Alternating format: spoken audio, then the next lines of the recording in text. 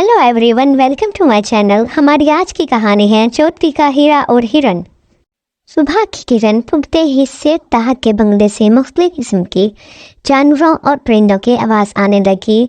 जब शेर दहाड़ता था तो फिजा दहशतनाक हो जाती थी। सेठ ताहर अली अपने परिंदों और जानवरों से बेहद लगाव रखता था।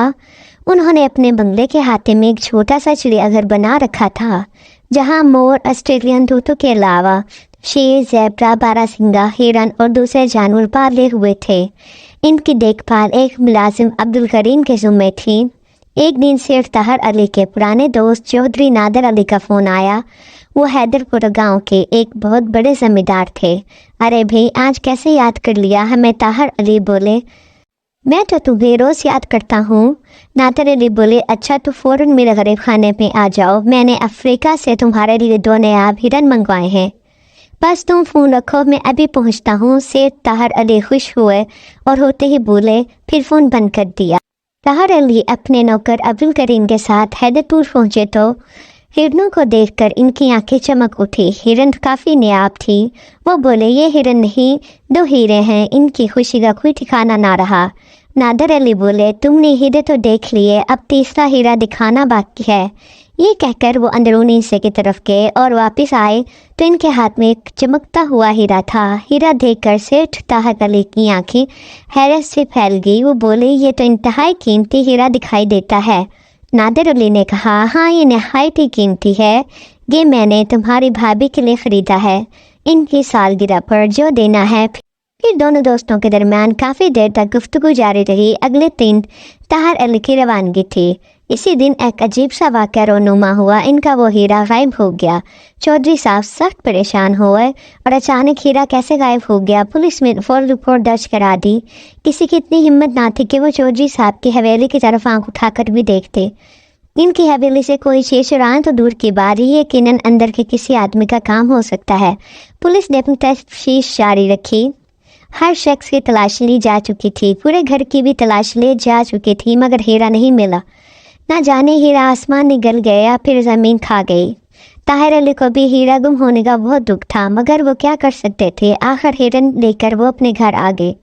इस वाक़े के 2-3 दिन बाद एक सुबह जागे तो इनका नौकर अब्दुल करीम भागा भागा आया और बोला, गज़ब हो गया साहब। क्या हुआ? उन्होंने पूछा चौधरी साहब से। आप जो हीरा लाए थे, इनमें से एक चोरी हो गया है। क्या? ये सुनकर इनका मुंह खुला का खुला रह गया। मज़ीद हैरत की बात यह थी कि हिरन के अलावा घर की और कोई भी कीमती चीज़ चोरी नहीं हुई थी, और ना हिरन या कोई और दूसरा जानवर चोरी हुआ। सिर्फ वो एक हिरन ही क्यों, उन्होंने इसकी रिपोर्ट पुलिस में करवाना मुनासिब नहीं समझी। वो इस गेती को खुद समझना चाहते थे। उधर चौधरी साहब का हीरा चोरी होना और इधर इनका हिरन चोरी होना, यकीनन दोनों में कोई ना कोई ताल्लुक है। ये सोचते सोचते वो उलझन से आगे अचानक इन्हें एक ख्याल आया। वो फ़ौरन दूसरे हिरन के पास गए और इसका बगौर मुशाहिदा करने लगे। अचानक इनको झटका लगा। कुछ बात इनकी समझ में आने लगी। वो चोर के नज़दीक पहुंचने वाले थे। उन्होंने फ़ौरन चौधरी साहब का फ़ोन नंबर मिलाया और इनसे अपने शक का इजहार किया। चौधरी साहब फ़ौरन अपनी कार में बैठकर ताहर अली के पास पहुँचे। चौधरी साहब ने इत्मीनान से इनकी बातें सुनी। ताहर अली के शक शुबे से मुतफिक हो गए और फिर दोनों कार में बैठकर रवाना हो गए। कुछ देर बाद इनकी गाड़ी एक घर के सामने जा रुकी। दोनों गाड़ी से उतरे और इनका घर का दरवाज़ा खटखटाने लगे। थोड़ी ही देर में दरवाज़ा खुला। दरवाजे पर चौधरी साहब का मुंशी खैरुद्दीन था। चौधरी साहब पाप हिलाते हुए बोला। चौधरी साहब बोले, हाँ, दादी की तबीयत अचानक ख़राब होने की वजह से तुम छुट्टी लेकर आ गए थे, तो हमने सोचा कि इनकी खैरियत मालूम कर लें। कहाँ है तुम्हारी दादी? जी, वो खैरुद्दीन बुरी तरह बुगला चुका था। चलो दादी नहीं तो हम तुम्हारी खैरियत मालूम कर लेते हैं, ताहर अली बोले। फिर थोड़ा रुक कर वो तकरीबन चीखते हुए बोले, हिरन कहाँ है? हिरन? कैसा हिरन? वो मुकम्मल तौर पर घबरा चुका था। वही हिरन जिसके पेट में तुम चौधरी साहब पहरा महफूज कर चुके थे। ताहर अली भी ठाड़े। आप क्या कह रहे हैं? मेरी समझ में कुछ नहीं आ रहा, वो मासूमियत से बोला। चौधरी साहब, ये ऐसे नहीं मानेगा, हमें पूरे घर की तलाशी लेनी पड़ेगी। तलाशी के बाद आखिर हिरन बरामद हो गया। खैरुद्दीन शर्म के मारे नज़र नहीं मिला पा रहा था। ताहर अली बोले, खुदा का शुक्र है चौधरी साहब, हिरन इस कसाई के हाथों ज़िबा होने से बच गया। अब हम ऑपरेशन के जरिए से हिरन की पेट से हीरा निकलवाएंगे। खैरुद्दीन हैरान परेशान था कि आखिर ताहर अली को ये कैसे मालूम हो गया है हीरा हिरन के पेट में है और ये सब मैंने किया है। ताहर अली शायद इनके ख्याल पड़ चुके थे। वो बोले, तुम यही सोच रहे हो कि हम लोग तुम तक कैसे पहुँचे?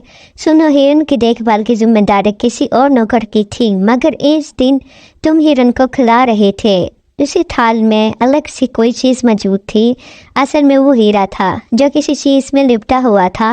वो हीरा तुम पहले ही चुरा चुके थे। तुमने मंसूबा बनाया कि हीरा चुरा कर हिरन के पेट में महफूज कर दूंगा और तुम पर कोई शक भी नहीं करेगा।